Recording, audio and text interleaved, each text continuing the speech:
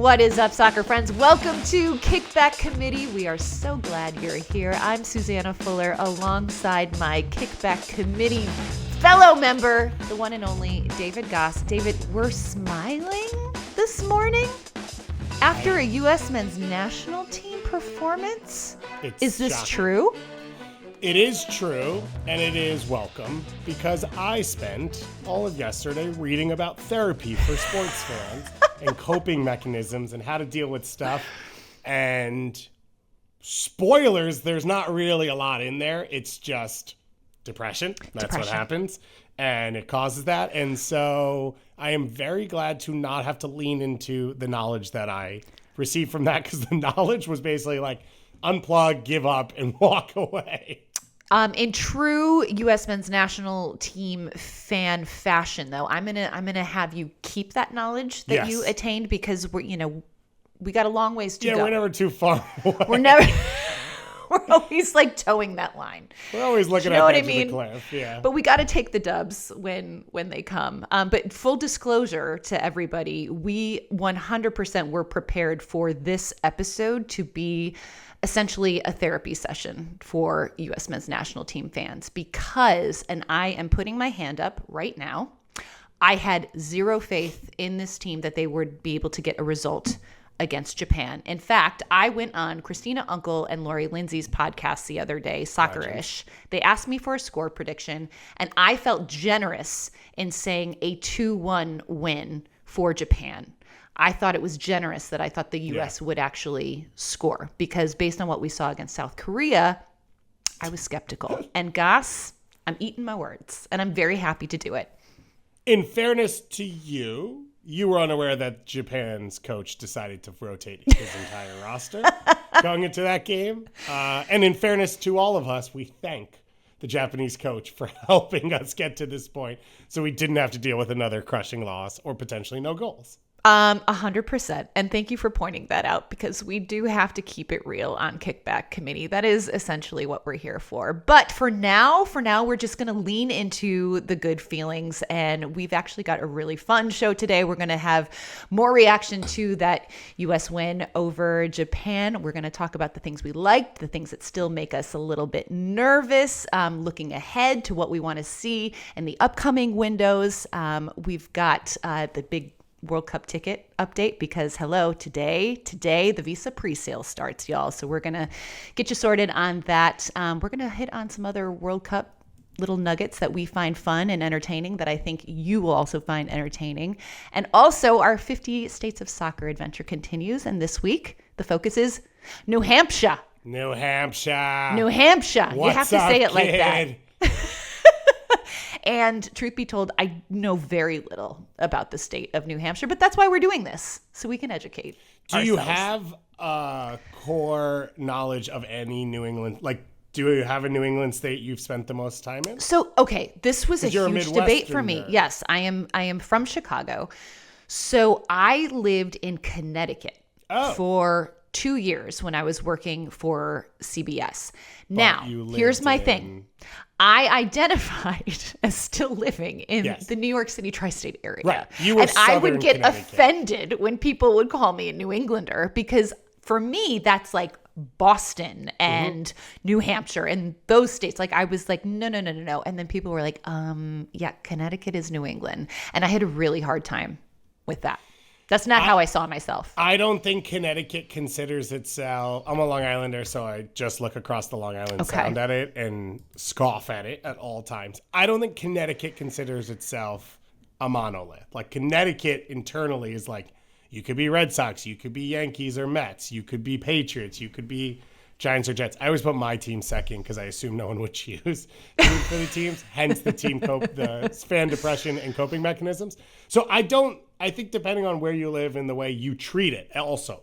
Like, some people commute into the city every day and go there into New York. Other people are going to Patriots games and driving in the other direction. Exactly. So it depends on how you treat it, whether or not you're a New Englander. I would say you're probably not a New Englander. Do you prefer a hot dog bun that is cut along the top or along the side? I'm trying to think about. We're referring to lobster rolls. Well, that's what New Englanders use for hot dogs. Right. I mean, I'm a side girl because that's Chicago dog. Duh. That's everyone. Come on. And I just saw an article about how like, oh, it's actually making a bit of a like push and comeback. And it is the most trash way to build a hot dog because you get the least amount of space to put stuff in because you have the smallest cut. Thank you. And you just get bites of bread. Thank you. What are we doing here? What are we doing? Makes me so angry. But shout out to New England otherwise. Shout out to New England. Great part of the country. Great place. I Great lived in place. Boston for 4 years. Probably not my favorite part of it, but I love parts of New England. It's great. I do love the history there, and Boston is a fantastic city to go. Like, I loved going for like a long weekend when I lived in New York. Like, it was fantastic. Perfect week. Perfect city for a long weekend. Exactly. Walkable, you get around, you do all the things. I like the fashion as well, aka I like fall. I like flannels, I like sweatshirts. I like the style of the buildings, right? Like you said, the historic style. Like you feel very quaint and homey. Man, it's fall now. Now I kind of wish I was in New England. I know, and now we're talking about Boston instead of New Hampshire, which I'm sure is going to piss off a whole host of people, but whatever. Thankfully we're going to have Charlie Davies on our happy hour on Thursday, and he is actually from New Hampshire, so like he can really speak to the soccer scene there and correct us on all the things that we said. All the disrespect. All the disrespect, exactly. But for now, Goss, let's chat about the U.S. men's national team who got the big 2-0 win over Japan last night in Columbus, Ohio. Lower.com field was awesome last night, Goss. Absolutely awesome. And Columbus has kind of been this just revered place in U.S. soccer history. 2-0, that's the genesis of 2-0. Another 2-0 result last night for the U.S. But it was so, it made me feel so good on a Tuesday night to see a pro-U.S. crowd. I mean, it was a great crowd. It was pretty full. And I know you were at the South Korea match in Harrison, New Jersey. What were kind of the big differences, and were you surprised to see the turnout last night? I think I was surprised for the turnout of like the amount of people. I kind of assumed it would be a closer pro-US crowd just because, there's a massive South Korean population around New York that hasn't seen their team play in a really long time. And like the impetus for them to see their team in that game is larger than a US team that plays every game in the U.S., especially with no World Cup qualifying, and people can go see them. I think there is, and then you go into a little bit of the frustration with the U.S. So that wasn't as shocking to me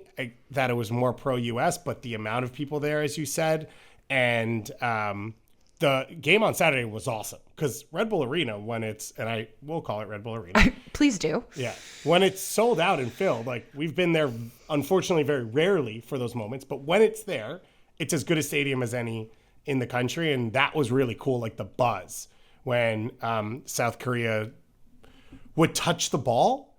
It's not really pure soccer knowledge. So it's kind of disorienting, the noise, because you don't actually see it coming because it's not totally related to what's going on the field, where you whip your head around being did I just miss a shot? And South Korea just dribbles out of pressure in their own defensive third. And you're oh, people are just really excited to see their team. And it was super fun. So the stadium bounced. It was a cool atmosphere. I was in the AO section and that was really loud itself. So it's that cool contrast and all the noise going on all over. But then you tune into Columbus and you're as you said, this is the home. And there doesn't need to be a home. I like that the U.S. national team moves around. I like that different people get opportunities to see them. I actually wish they moved around more. I feel like they've leaned into the same stadiums over and over, which I'm not a huge fan of. But I get it with Columbus. It was, for anyone who doesn't know, when the U.S. played Mexico in 2002 World Cup qualifying, and it was called the Cold War because they played them in negative 32-degree weather in original Crew Stadium. It was pretty much the first time the U.S. had a pro-U.S. crowd against a team that had any relevance. They had played random countries and no one showed up, and it was technically pro-U.S., and St. Louis had hosted some games. But it was the first time people realized that was possible, the U.S. won that game 2-0, and then they proceeded to keep winning 2-0 against Mexico for like 15 years after that, and a lot of it's in Columbus. And now you're at a point where Lower.com Field sells out every week for the Crew. And then it does the same every time the U.S. comes, and it like is a cool moment to acknowledge that this is a soccer city. It's one of the original soccer cities in the U.S., and I think for them to like rep on that national stage yesterday at a time where there's question marks about when will people show up and what will fans be like and all of that, I thought was a really cool moment. Yeah, I think overall the vibe was just so much better as opposed to what we saw at the weekend against South Korea, from the fans, from the team, from the play on the field, from Mauricio Pochettino. Everything just seemed to be a little bit more elevated. I think after Saturday against South Korea, there was an overall sort of malaise that just was permeating through U.S. fan base. And it was uninspired. Like, it just was an uninspiring performance. It wasn't horrible, but it wasn't good either. And I think there were so many positives to take away from the match against Japan that it did a lot. It did a lot to kind of temper all of those very negative feelings that I felt like just, bubbling up to the surface. So in that vein, let's talk about the things that we feel good about after this September window on the whole. So I mentioned vibes, and I think you would agree that just like the overall vibes, certainly in this match against Japan, were just better. What did you see, Goss? I agree, and I like, it was great to see Chris Richards back in the team. There's a couple other players, but it did feel like, and I'm going to do full-on Bobby Warshaw body language reading. Oh, here we go. But they came out of the halftime locker room and they showed the huddle, and a lot of different players were talking. It wasn't just Tim Ream like dictating to everyone, and there was these like genuine engagements of like Roldan and Freeman were talking across the huddle. You saw Richards sort of getting into players, but it felt like everyone felt connected and felt a part of it. And I think you saw that in the play, which is on Soccer Wise, we complained a bit. Like, it feels like Diego Luna on Saturday, he decides to press and some guys went with him and some guys didn't because they didn't really know what was going on. It wasn't super cohesive. And then in this game, it felt like they were together. And it felt like they were together in and out of possession. And some of that might be slightly easier opponent. Some of that might be the longer time in camp. You get to work on some things. But like vibes there is like, I always go back to, there's this study that was done in the NBA, and it came out that the San Antonio Spurs physically touched each other by far the most in the NBA, like handshakes, butt taps, high fives, whatever. And they were winning championships every other year. And it's like, that stuff matters. It genuinely matters. And butt taps matter, everybody. You heard it here. You got to talk to the science, talk to the science about it. And I think that's the type of stuff it felt like you're alluding to on Tuesday, which it didn't feel as much on Saturday, where it felt like players sort of looked like they were against the world by themselves. 100%. It did just, it felt like a cohesive unit. And I don't know how that was able to get corrected over the course of, 3 days essentially. But I'm very, very thankful that it did. Now, I think part of it, Goss, and what you're alluding to is kind of the just the cohesiveness like on field that we saw against Japan.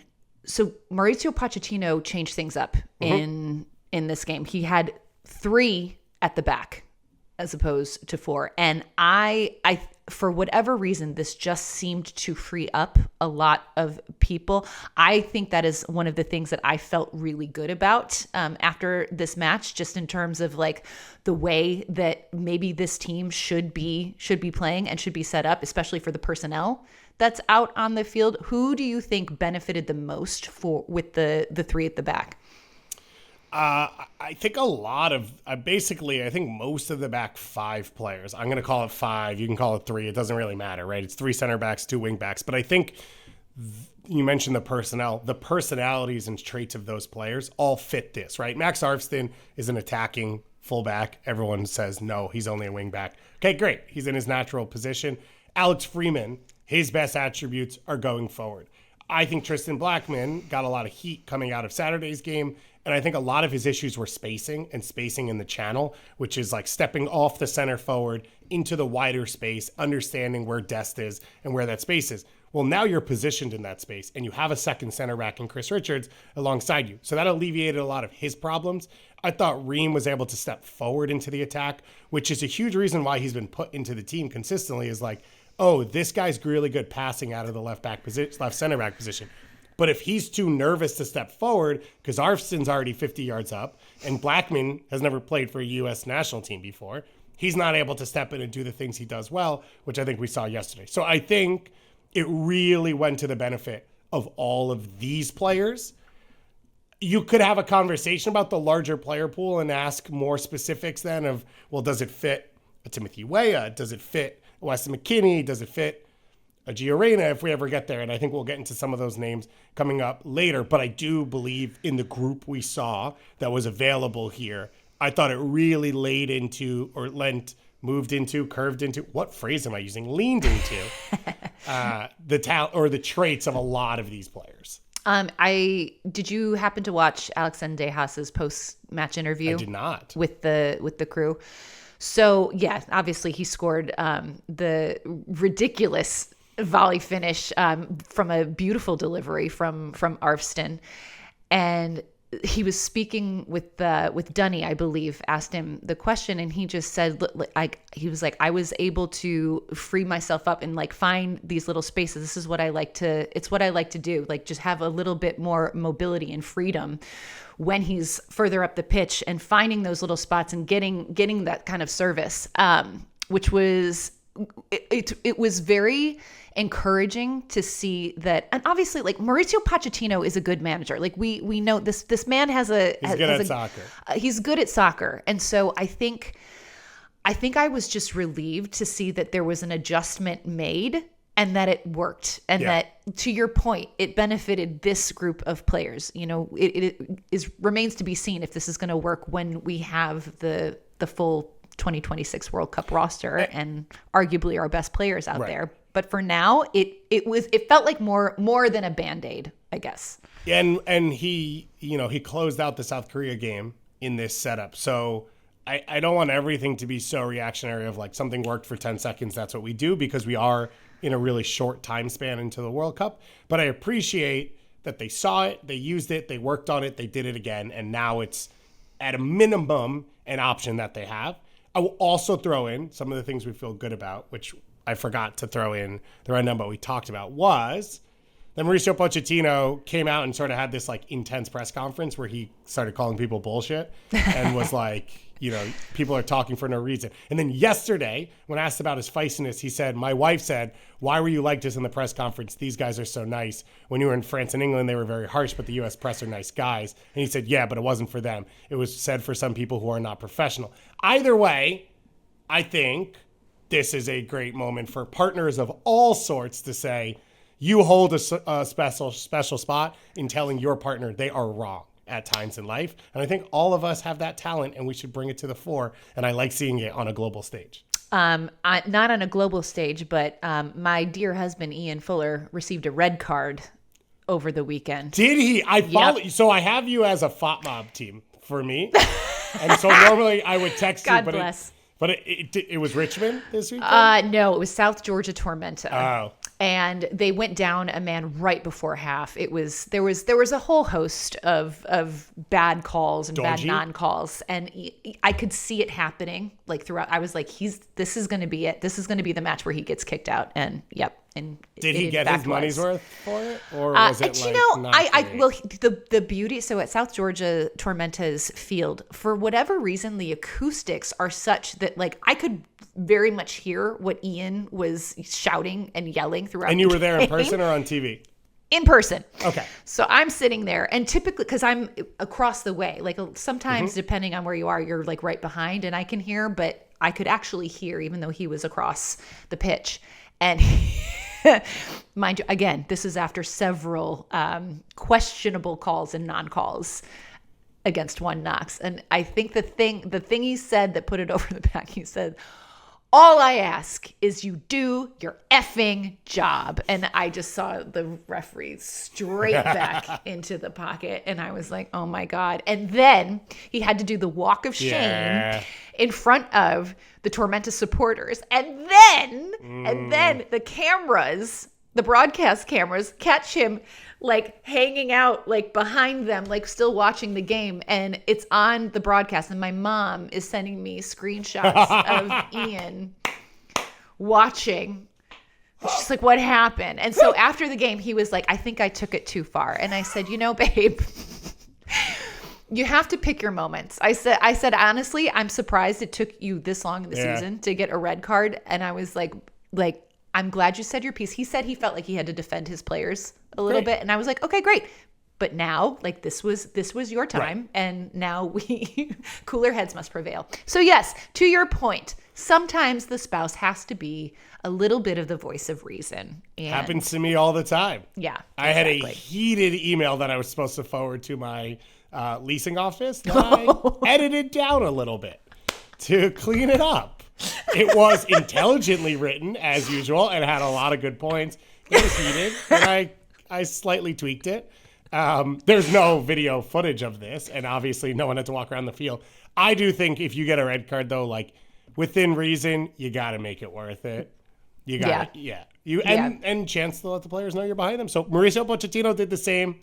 Then he was calmed a little bit. And then I think, as you said, the vibe was better. The tactics were better. It all made sense. One of the big things, so I threw a recap video up yesterday that we put on social media. We're going to be doing these sort of coming out of games and adding even more and more. And we'll talk about some of the stuff we're going to be throwing up later. But I mentioned Balogun at center forward over now the last 20 minutes of the South Korea game, again, when that formation change happened, and then into the second game. How did you feel about what you saw from him?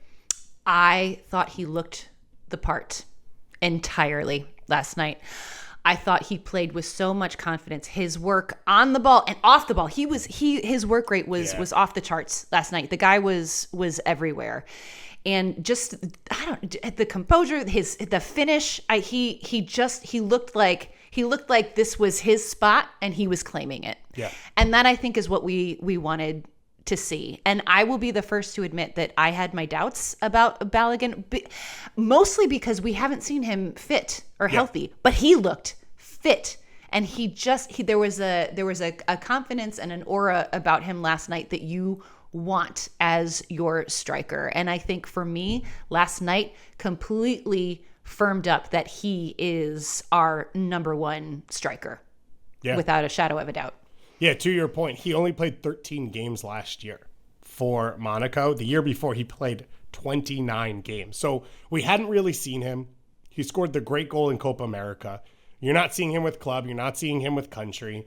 And then it becomes the question mark of, okay, well, how long does it take him to get back? Who is he when he gets back? Like, what's his peak now? And I totally agree with you. I thought he played with energy. He played with force. Like, he came in against South Korea and he played in a way where you're like, right, well, they're chasing 2-0, like game states, like this happens. He played the same way against Japan from the start, like pushing the game, pushing play, attacking defenders, making aggressive runs. And the way he took that goal, the way he makes the run, it's just all of it felt like he was playing at a quicker speed and he was just waiting for the game to catch up to him. And it was like, I know I'm going to make this run. I know I'm going to cut across this defender. He's either going to foul me for a penalty kick or I'm going to get the ball. And once I get the ball, I'll just take my time and I'll place it where I want to. And I mentioned in the video, like it bobbles and he's like completely flustered by it. He like lets the bobble hit where he wants it to so he could strike through it. And it felt like Pulisic connected with him, Zendejas connected with him, Roldan started to connect with him. And I don't want to overdo the comparison, but shout out to our guy Mark Anthony K, watching Canada the last two games who went undefeated in Europe. Like Jonathan David is balling right now. There's no look layoffs, the Kone making runs through, like all this stuff. You started to feel a little bit of that with Balogun of like, oh, there's an understanding and connection going on here. I was all Sargent for the last month, 2 months, 3 months, 4 months. There's not a lot of time left. And Balogun right now is the front runner in this spot. And everyone else is chasing, which doesn't mean you can't catch him. But it means, to me, he controls the situation of if I play well, I maintain. 100%. I couldn't agree with you more. And it feels like a relief, Gus, that like we've kind of answered one of the many questions that we've had about this group. And at this point, I think we both agree, like it's his spot to lose. And I don't anticipate that happening. I just pray our man Ballo can stay healthy. That's what I wish for. You mentioned Christian Roldan, and I have to give us a little credit on the committee because I do feel like we sort of manifested this for him. We basically, welcome, you are welcome. You're welcome. Our last episode, we kind of I don't want to say made a case for him, and all of us were sort of of the opinion that, you know, his time had kind of passed in terms of getting a call up, and then he ends up getting called up. And then for me watching him last night, my guy was everywhere. He didn't stop, Gus. He did not stop. And Heath Pierce spoke about the players that you need on a World Cup roster. This was on our happy hour last Thursday, and how important those role players are. You know, you have your guys, you have your starters who are completely locked in. But I see so much value in having a player like Christian Roldan in the mix who can come in, work his ass off, not make mistakes, and also just like a good human, like a really good locker room guy. I was so thrilled to see him get that opportunity. How did you feel about his performance last night? I agree with you. I mean, I wasn't on the Kickback Committee show last week. I listened to it and was like screaming, like, yes. A lot of the things you just said are the reasons he was on the 2022 World Cup team. He's a guy you want on a roster for a moment like this. Like, all anyone talks about with World Cups is the 6 weeks you are together. And then I did a special for the U.S. Soccer podcast to open the year where I interviewed Kobe Jones and Tony Meola. Now I'm trying to think who I interviewed. Benny Feilhaber and Alejandro Bedoya. And one of the big things, especially for Kobe and Tony, who played in a home World Cup, was just like the pressure and the group and the social dynamics are super important. And so we're talking about FIBE and whatever, and like what changed and all of that. You can't not mention that Christian Roldan was in this group, and he has a high level of expectations and success with Seattle. And like, he played in front of 60,000 people last week in a final against Messi and played at a high level. So he's got experience. He's got composure in these moments. He's everything you want in terms of like the spirit of what we're trying to build, right? You're talking about someone who's children of immigrants, was California High School Player of the Year, but didn't have a pro pathway, went to college, got drafted later than expected. Like, he was the Aaron Rodgers of the MLS draft who just kept dropping and no one knew why. He finally gets drafted. He gets played at right back and right wing. And like, his entire career has been a struggle. And so it's not hard for him in games where it's like, oh, the game's against you. He's like, great, this is what I do. This is what I do best. And I think you saw that in this game. I think you see that from him every time he plays. And even if he doesn't play, I think there's an effect of that on the team. But to your point, he is good enough in the right role and the right setting and the right game.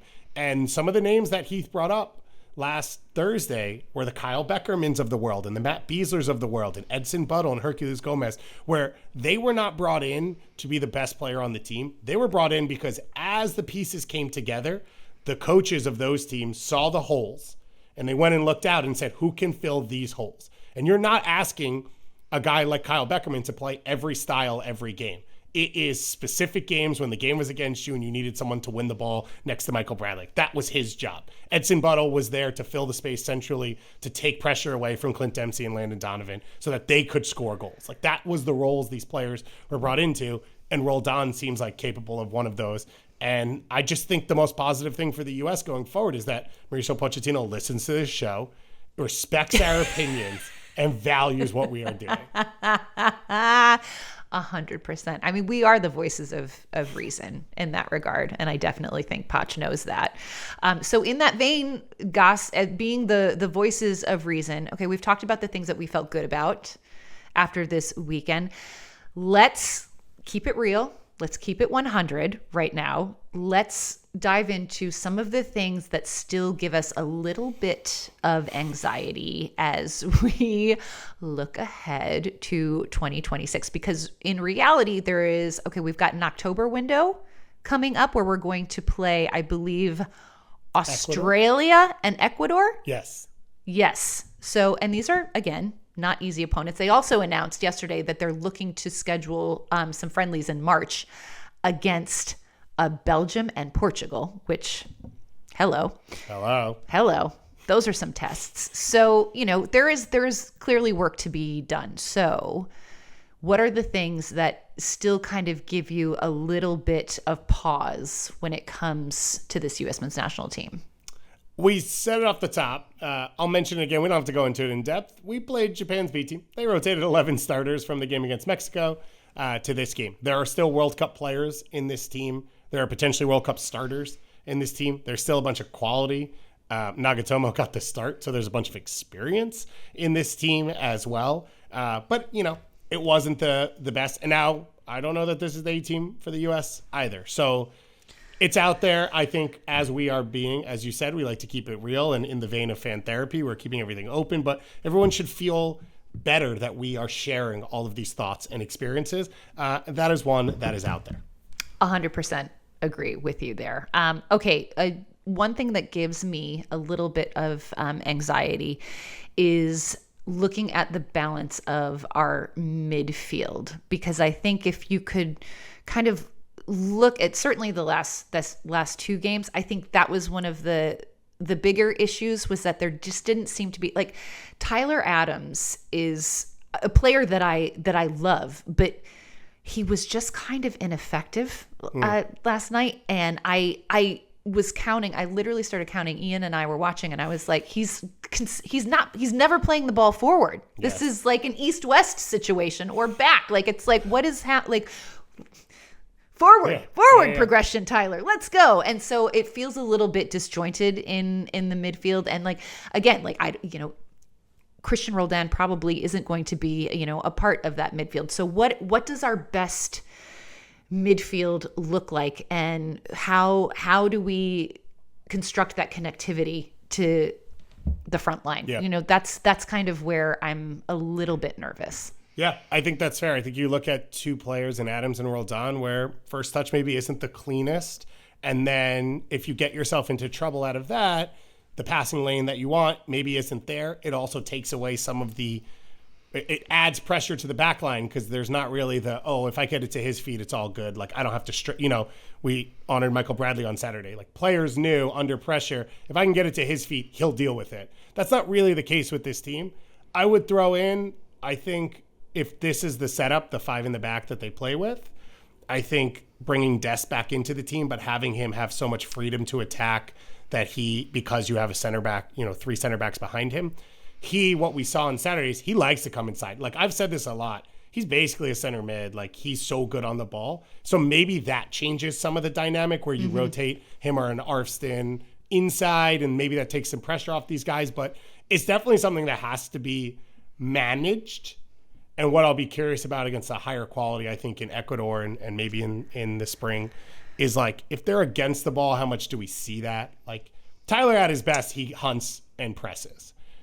We didn't do that against Japan because we had more of the possession. Maybe in a game like that it comes, but it's something that we've been talking about with Tyler since he broke through at 17 years old, of like, he's unreal winning it. He's a leader. He's physical. He throws himself around, but in possession, he is not going to break a team down and kill them. I will say, in terms of the formation and all of that, I mentioned I liked the way it went process-wise from the end of the South Korea game to the next one. But Pochettino keeps talking about this process and how everyone has to buy in and accept the process and be okay with it. That was part of the BS comments, that he was complaining about. But his process is hard to understand from the outside, and it feels a little hectic to be like, we're progressing. We went to the Gold Cup final. We're progressing. But Tristan Blackman's starting 2 games in his debut camp, but wasn't in the Gold Cup team. And Christian Roldan played well in Leagues Cup, so now he's in the team 2 days later, but wasn't in the Gold Cup team, and then isn't originally called in, and Balogun the same. So My anxiety about his process is I don't really see the process, and I worry about the process. And obviously some of this goes back to the Jurgen Klinsmann days and some, wounds that already exist. So I am hopeful that he said this was kind of the last one, and now we're going to the core, hoping that we see it more obviously from the outside now going forward. 100%. Maybe chaos is just his process. Chaos process. Yeah. With lemons Chaos out. Lemons process. to suck in all of the bad energy as well. Well said. All right, let's turn our attention to some quick hits here because we want you guys to weigh in on some of these topics that we're going to discuss regarding the U.S. men's national team. We're going to put these out on socials, and so we want to hear what you have to say. But right now, we are going to give our opinions on a few different areas. And David, I'm going to have you kick us off first. I want you to power rank our strikers. I believe that Florian Balogun is center forward number 1 right now. It's his spot to lose, both in club and country play, and everyone else is chasing him. Behind him is Josh Sargent. Didn't take the opportunity against South Korea to prove himself. Has to keep scoring goals with Norwich and then try and get back into the camp and do something. I think Patrick Aubameyang's still in this conversation, but Ricardo Pepi feels like he has a really good shot. Coming back healthy, starting to play with PSV as an opportunity as the third player in this. And I still think he is the cleanest finisher in the U.S. center forward pool. 100% agree with you there. I'm fully on board. Okay, up next, 5 locks for the World Cup roster right now. I'm looking at Chris Richards, Tyler Adams, Christian Pulisic, and these next 2 may be a little bit controversial, but I'm going to say Matt Freese, who I think over the course of this last window has kind of solidified his spot on this roster. I thought he was excellent, certainly last night against Japan, came up really big, made a few incredible saves. And I'm also going to say Diego Luna, who maybe has lost a little bit of the riz since this summer, but he does seem to be one of Pochettino's favorites. And especially at the end of the match last night when he came in, you saw what he brings and the energy that he brings. And he's just a menace. He is such a pain in the ass to defend. And I think Poch really loves that. So those are my 5 locks, Gus. And one of the things I will say is I think Zendejas played well. One of the things I've talked about on Soccer for the last year is Alex Zendejas is not a go-to star. Like, he's at his best with Club America as a piece of a great team. And you talked about his post-game comments. He found himself in this team. It's the first time he's basically played with Pulisic and the other guys. And not every time he's been brought in, he's been the best of a B squad or best of a C squad. And he hasn't looked great because he doesn't want to get out wide and get isolated and break guys down and create the game. Like, he wants to pop up and connect and find chances or have one-touch finishes. Luna's not that, but I wonder if Luna now settles into an off-the-bench role as a game changer and a rotation starter with the best players if he finds his level and really, really shines going forward. I am going to go to the back line now. So this is what I predict as the starting 11 back line for Game 1 of the World Cup, and all of us worked on this together here at Kickback Committee. Left wing back is Jedi Robinson, has to get healthy, has to get back in there, but the formation fits exactly what he does well. Tim Ream, captaining the team, the senior veteran, I think left center back, perfect role for him in a back 3. He can step in and pass from that position and sort of move more chess pieces around, which is what he's good at. Chris Richards locked in as the middle of that center back pairing, wins everything in the air, dominant force. I like the idea of bringing a Mark McKenzie in as a right third center back. He's clean on the ball. He's comfortable stepping into space. He's playing at a high level right now in Ligue 1, starting the first 3 games of the French league so far. So I think he's got a chance to break into this center back group. And then Serginho Dest as the last one.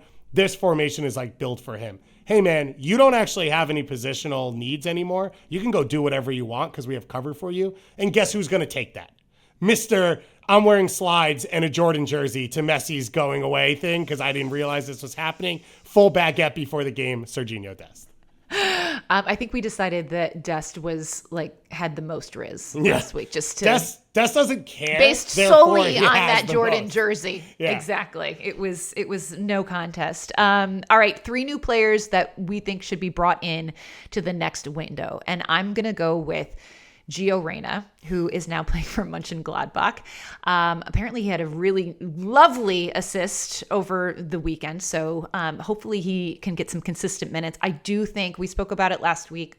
When he is on, when he is playing with confidence, he is arguably one of the most important player for this U.S. men's national team pool. And I said that is when he is healthy and, playing with confidence. So Gio Reyna, I'm just very curious to see how he will fit in with this group. Weston McKennie is one that I'm very curious to see. I was surprised that he wasn't brought in to this camp, Goss. I almost assume that he is going to be a starter, but I can't get into the head of the chaotic mind of Mauricio Pochettino. So I don't know how he sees him, where he sees him fitting into this group, but I think we need to see it soon. So Weston McKennie, and I'm going to throw in Aiden Morris, who has been doing his thing with Middlesbrough. I think that he's one of those guys that has a lot of potential. I don't know that he's probably not a starter with this U.S. men's national team, but there's certainly value there in what he brings and the type of game that he plays. So those are three that I would really love to see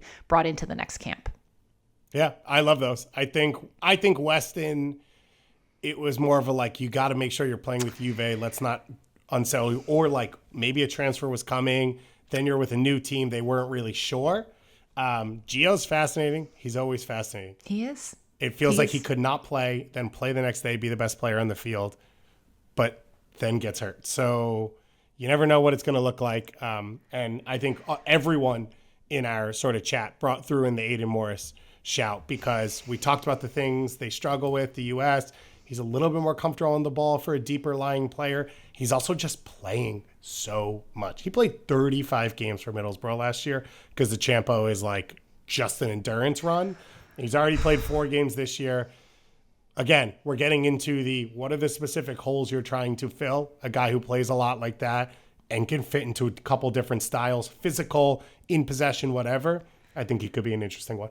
Love it. All right. Elsewhere in the world of World Cup fodder, did you know that there are teams that actually have to qualify, Gus? Yeah. I forgot.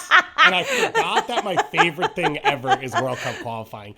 It's also, the other thing about this is the first ever 48-team World Cup. So a lot of things that are happening are new. And I think as soccer fans, especially pre-COVID, and this is the whole world, right? We had fallen into these okay, we know how things work, and there's comfort in that and interest of these are qualifiers. This is when teams need to be qualified. This is how the draw is going to look. And now it's completely different. So in trying to learn the new stuff, some of the energy, I think, for me had gone away. And then they started playing again, and things mattered outside of CONMEBOL, who starts 6 years in advance for every World Cup qualifying. And it is the best. Okay, so tell us why. What should we be watching? What have you seen that got you excited? Because I feel like I need a little bit of this in my life. So Bolivia, who have qualified for one World Cup ever, and it was 1994 in the U.S., so a little bit of full circle moments for them. They came into the final day of qualifying in South America after, again, I said, South America, you play every team twice, home and away, so it takes the entire 4-year cycle to get to the end of it. Bolivia came in 1 point behind Venezuela for the final available spot, which is in the Intercontinental Playoffs, which will happen in Mexico in March of next year to decide the last 2 teams or 4 teams in the World Cup. That's probably another thing I could check out and fully figure out. Bolivia ends up beating Brazil under Carlo Ancelotti at home, at altitude, where they are somewhat dominant, but that doesn't mean you're going to beat Brazil. And then at the same time, Venezuela falls at home to Colombia 6-3 after leading 1-0 in the 3rd minute and 2-1 in the 12th minute. Joseph Martinez with the second goal, Telasco Segovia of Inter Miami with the first goal. And then Luis Suarez, not that one, not Spit Luis Suarez, different one, the one for Colombia, scores How tough goals. Is that guy's life, by the way? He's like, that's not me. He also probably for a while was it's cool if people don't remember because maybe people will like me more. And then every time Luis Suarez does a thing, he's changes his handle to a nickname. He's oh, no, not me. I'm El Camino. I don't know who Luis Suarez is. Scored 4 goals for Colombia to knock them off. So Bolivia jumped them, got in as the final team. And it was like wild parties around Bolivia, huge vibes. And they now go into intercontinental playoffs, which you talk about the teams they played in CONMEBOL. Like New Caledonia is so far the only other team that has qualified for the intercontinental playoffs. That is a slightly winnable game for Bolivia. And there's like a decent chance that a team that, if anyone remembers at Copa America, just laid down and got crushed by Uruguay. I mean, the U.S. couldn't do anything against them because the U.S. sucks, but got crushed by Panama. Like, this was a team that just looked like they were on the field just to fill numbers. Could be on the verge of something really, really cool. I love that. Staying in CONMEBOL, I want to give a shout out to Ecuador, who beat Argentina 1-0 yesterday. They've already qualified. They are second in the World Cup qualifying standings, which is insane when you think about the nations that they're competing with.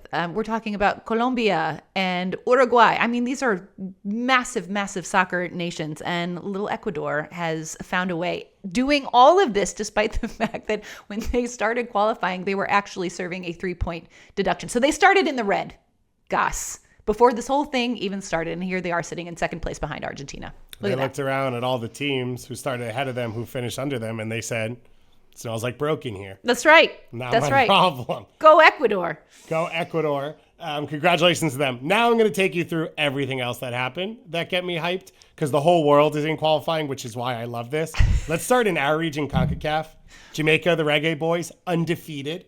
Terrible summer, bad Gold Cup. Mikel Antonio, of course, had this car accident. He was supposed to be the face of the team, has worked his way back into form, still doesn't have a club, but the national team has found its feet again. They're undefeated. They are looking for their second ever trip to the World Cup. The World Cup is a better tournament for having Jamaica in it. That's really exciting. Suriname, looking for their first ever trip to a World Cup. They are leading their group on 4 points right now. We apologize to our producer, Douglas, who's El Salvadorian and is in the same group, as they are struggling. So for a little on Suriname, it was a Dutch colony located on South America physically, but plays in CONCACAF. And they had a rule self-imposed that anyone who had a Dutch passport or had been born in the Netherlands or ever played for the Netherlands youth team or full team and could swap over was ineligible to play for their team. And they lifted that about 6 years ago. And now they've been able to put together these rosters of players. Like back in the day, Frank Rijkaard and Clarence Seedorf were eligible to play for Suriname, but played for the Netherlands, of course. But any player like that had been self-imposed ineligible. So now they've started to pull in players who, a lot of them were born in Suriname, but moved to the Netherlands at a young age or played for a Dutch youth team and therefore wouldn't have been eligible. Now they are. And so now they're putting together these really strong teams, and it's like pure CONCACAF. They're playing with the track around it, in the driving range. You see the coach buses parked behind the goal. Like, it's the whole vibe, and it's really, really awesome. And then shout out to Haiti, who went to Costa Rica, went down 2-0, and then Dawkins Nazon, one of the great players in the region, scored a bike kick and 2 goals to go up 3-2, and then Costa Rica scored in the 91st minute because CONCACAF is chaos. So that's our region. In Africa, we are getting to the end of African qualifying. We will know the 6 teams that auto-qualified by pretty much the end of this year, by the end of November. Bafana, the South African national team, shout out to Keon, one of our own, who sent this in and is South African himself, have the second longest undefeated streak in the world right now behind Spain. They are 22 matches unbeaten in official competitions. They're on 17 points at the top of the group. There's a little worry because they might get a points deduction because they played someone who was suspended. Oh, dear. They didn't know he was suspended. This was a long time ago, so they're waiting to hear. But Keon would like us to note that the longest undefeated streak in the world right now is Spain at 27. Second is South Africa. South Africa on Transfer Market has a squad value estimated at 34.5 million euros. And Spain has an estimated squad value of 1.1 billion. So, South Africa, staggering difference, punching above their weight slightly in African competition, held on against Nigeria. And then huge shout out to Cape Verde, who are also on the verge of their first ever World Cup. All they need is a result against Libya in the final round for them to qualify. They beat Cameroon 1-0 at home. It was like a counterattack goal from someone named Dylan Livramento. Love the first name, Dylan. Oh. Yeah. So had to put that one in. Great name. I highly recommend, if you haven't, go watch the goal. It's like a turnover. He breaks away. He scores. And then it's one of those moments where it's like, you can't really see him because the crowd covers the camera and is on the field. And then post-game, the crowd ran on the field. And there's like a video of a Cape Verde player doing a selfie. And Andre Onana's like trying to get out of there because he's the goalkeeper for Cameroon. And Cape Verde, another country where they've started to pull in Portuguese-born players of Cape Verdean descent and everything. And they've really improved their squad. They've been good in AFCONs, but like it was everything you care about, which is an opportunity for people in a country to have pride, to come together, to have this moment. And for all of these players, a lot of them, it's going to be their peaks of their career. Like they're not playing in Champions League finals. They're not playing in big regional championships, and playing for the national team is the biggest moments of their lives. And this is the one nice thing with this 48-team World Cup is we are getting so many more teams who are going to get their first shot at this. Amazing. Well done. Around the World of Soccer with David Goss. It's Love a new it. segment. Also, we got to shout out Canada. Mark Anthony K, one of our own, as I said. Undefeated, one at Romania, one at Wales. Ismail Kone looked good. Derek Cornelius scored a free kick. We love Canada. Amazing. We do. We love It's a fact. Canada. Kanks abroad, baby. Okay. Big news today, David Goss. Big news, because the Visa presale for World Cup tickets kicks off today. September 10th through September 19th. Okay. Have you created your FIFA ID yet at FIFA.com? I believe I have one already. Okay. Because I've been to 3 World Cups in the past. Okay. I think it's the same one, but I have to get on that because Are you a Visa card holder? I am. I do have a Visa card. Yeah. Okay. Now's the time, right? Like this is the eligible. portal to get tickets. This is the portal to get tickets. So this all begins today. And this pre-sales between the 10th and the 19th of September. And then after that, you're going to get an email telling you if you are top of the list. Selected, in which case then you will be able, you're going to be given a specific date that you can then buy tickets. I did a little explainer video on this on our socials. Nice. You can check it out on Blue Sky and on Instagram in case you need a little help. But it all kicks off today. And on TikTok. Oh my God. Look at us. Wow. So yeah, this is all happening right now. Where are you going to try to get tickets to? Like you're in Miami. Are you going to try to go see games in Miami? Or are you going to go up to the New York tri-state area? I don't fully understand what this is going to look like. Okay. I think that I am going to try many places. Okay. Because I love all of these cities for their own ways. Mm-hmm. LA, okay, LA can go, whatever. Forget LA. But besides LA, I love all these cities, US, Canada, Mexico. And I would love to go to a bunch of games. I'm a little thrown off because as I said, I've been to a couple World Cups as a fan. And again, there's a thing that we all learned of this is how it works. This is how you do it. This is going to be so different. It actually wasn't that hard to get tickets to World Cups in the past because most people don't travel to the country without knowing what they're going to. So once you locked in games in a city, then the other ones, it was there's a couple extra tickets to Nigeria, Bosnia, Herzegovina. There's extra tickets to Sweden, South Korea.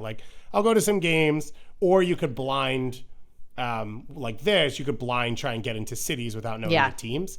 But I don't know. I love Kansas City. It's one of my favorites. I'm really excited that Kansas City's hosting. We talked about Boston for a weekend. That's a great trip. I think Philly is a tier 1 city in the US, and I stand on that ground. An elite city in America, and anyone traveling from outside the US should go to Philadelphia. So yeah, I'm going to be putting in a bunch. What about you? I think so. Yeah, Atlanta is probably the closest one for me. So it's a good one. And it's a good one. So I feel like trying to get some tickets for a match in Atlanta. I would love to go to Mexico City. I would love to go to Vancouver. These are kind of like the pipe dreams. Dream. Yeah. if you will. And so, yeah, it's kind of like, do I just go for it and see what happens? Probably. I think that's the move, right? Yeah. Like, we can't live in fear. What are we doing here? We can't live in fear. The other one, by the way, I think a lot of people have seen this, but the BBVA Stadium in Monterey has that mountain in the background. Oh, Monterey sitting up looks in the upper deck. Stunning. Absolutely stunning. I have never been. Tigres, Monterrey, two of the biggest teams in the region. So I know people that have gone, and they say it's like, it kind of feels like Texas, they say. Like, it's very modern. It's very industrial based. But I hear the food is awesome. And food's awesome. It's got like the mountains. It looks stunning. That's and I think a quicker trip than Guadalajara, which is a couple more hours away. Probably. It's a very good point. On the topic of tickets, did you happen to see NYC mayoral candidate Zohran Mamdani's post on socials yesterday? I did.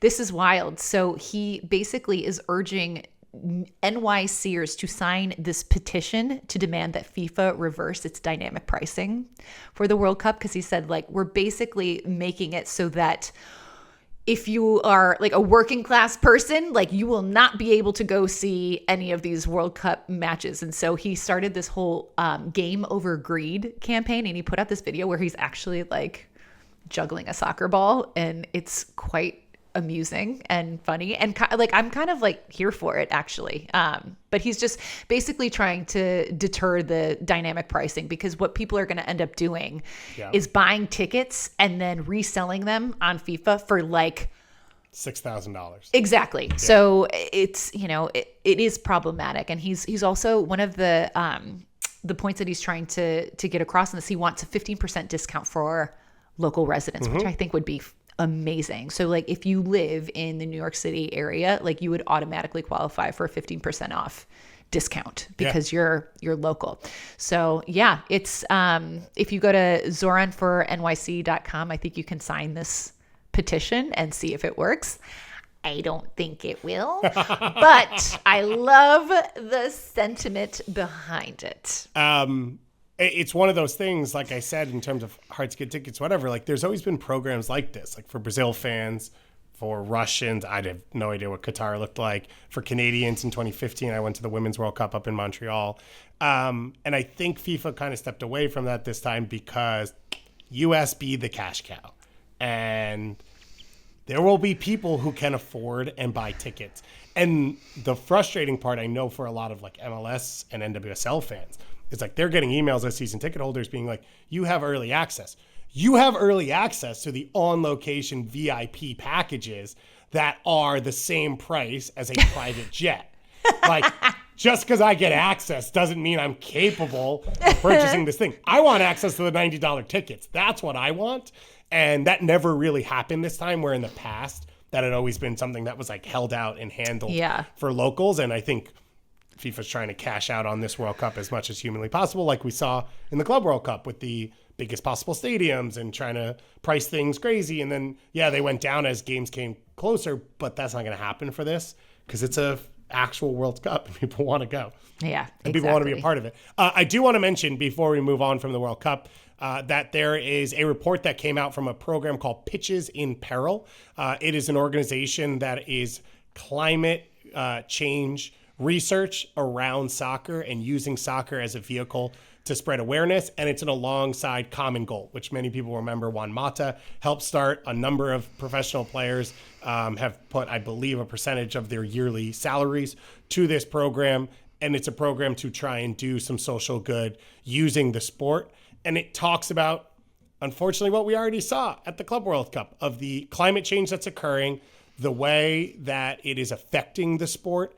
The idea that you will have to have a covered stadium because you cannot play outside anymore in summers. The threat that is occurring to stadiums both in the US, Mexico, and Canada, but also this research goes across the 2030 World Cup, which will be in Portugal, Morocco, and Spain, and in South America. So let's talk about long distance flights and as much climate effect as we can. And then the 2034 World Cup in Saudi Arabia, which I don't think we have enough time for me to connect to climate change and discuss, and the risks of extreme weather, flooding, a lot of the places that these players are from, that these stadiums exist in, may not physically exist anymore, and trying to use the awareness around the sport to rally people to try and change this while we still have the chance. So I'd highly recommend to search it if you haven't yet. Pitches in Peril. The Guardian has written up about it. The Athletic has written up about it as well.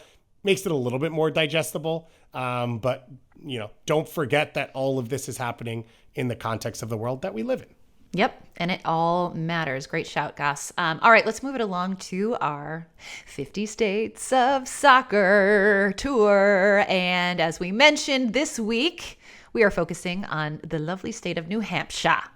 And again, I will reiterate, I don't know a ton about New Hampshire, but I have a feeling that the people do. And so that's why we are sourcing all of you guys to give us your takes on the soccer scene in New Hampshire, the best players to come from there, the hallowed grounds, the best soccer bar, all of the things. Have we gotten any responses, Gosses, on the socials? We have. So we have a couple soccer bars already in the running. We have one called June Cork Pub, which we've had multiple recs on, and one called Peddler's Daughter in Nashua, which I believe is the capital of New Hampshire. So we have a couple bars in there. If you think it should be something different, if you disagree, please message us and let us know so that we could rep whatever you like as well. Reminder from a soccer point of view, University of New Hampshire and Dartmouth, huge parts of the soccer scene in New Hampshire, two great college soccer programs.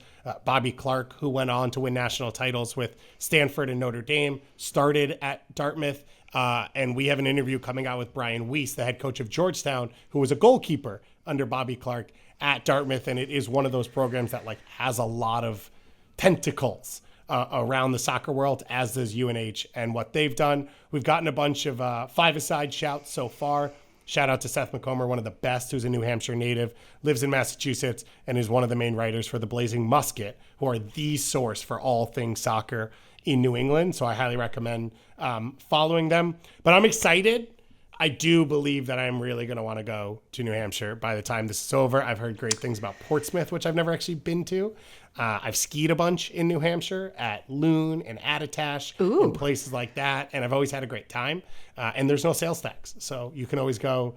If you forget your gloves and you go to buy them, you're saving like $1.89 there. Because love that. When it says $19.99, it's actually $19.99 for your new gloves. This is an experience that maybe I've had in person. That is a reason enough for me to visit the state of New Hampshire. Also, like you said earlier, it does sound like sort of an idyllic location to go for a little fall getaway. A little leaf peeping? Oh, I love foliage, man. Like don't even get me started. I went up to Maine last fall. That's like the ultimate. I mean, I am so excited to talk about soccer in Maine. Because it's just, oh my gosh. But Maine is truly one of my favorite states. So the whole New England corridor is just rife with fall foliage. And I guarantee you New Hampshire is included in that beauty. Maine, people from Maine like to call themselves Mainers, which is cool. It sounds cool. It is cool. Yeah. And I went to Vermont for the USL2 final. Shout out Vermont Green, the required every show mention. And they called themselves Vermonters. I'm curious what people from New Hampshire call themselves. New Hampshire. It's got to be something else. New Hampshireites. I don't know. That's a great. Okay, well, guess what? We're going to have to ask Charlie Davies this question on Thursday at our happy hour, 5:30 p.m. Eastern, live on our YouTube channel. You don't want to miss that. That's going to be a great hang because Chuck D is a dear friend of both of ours, and he's going to give it to us straight, I feel like. Yeah. 100%. Also, guys, don't forget to subscribe to our newsletter. We've got two now. We have our soccer kickback newsletter, the Kickback Minutes, and then we have a World Cup specific newsletter that comes out on Wednesdays, and you can sign up for both of those if you go to kickbacksoccermedia.com. Sign up there. What else have we got? We've got soccer-wise episodes. Who you talking to, Goss? What's happening this week? We are, when you are listening to this, we have just put out our NWSL episode. The transfer window's closed, so you're thinking everything's done, blah, blah, blah. Jaden Shaw got traded yesterday for $1.5 million. It's a record, correct? In transfer funds. The record, it is like in trade talk, right? Because this is the confusing part, transfer fees, whatever. Ali Sentnor was the record at $600,000 a month ago. So it is over double the record for a player who also got traded this year at a way lower number. But she's like awesome to watch play and has star power. And we're talking about Gotham. So it's going to be really cool. So we're going to do that. And then myself and Tom are going to be doing a little USMNT recap, but mainly get you back into MLS action because there's a full weekend of games coming up. We have, of course, a Supporter Shield race, playoff races, all of that. And the thing I am most excited about is that we have Open Cup semifinals coming up next week. Our first round of Open Cup since we've launched Kickback fully. We're going to be covering it across all of our channels. And it's 2 awesome venues, Geodis Park and then Allianz in Minnesota, on 4 teams that are looking for their first Open Cup and taking away Philadelphia, their first trophy. And amazing. That's what it's all about. That is exactly what it's all about. Lots to look forward to. We are busy bees over here on the Kickback Committee, but this has been a really fun episode. Let's keep the good vibes going, David Goss, because I'm still riding this high from the big U.S. win last night. So we're going to keep this going throughout the week, guys. Thank you so much for tuning in, and we will see you very soon. Have a good one, everybody.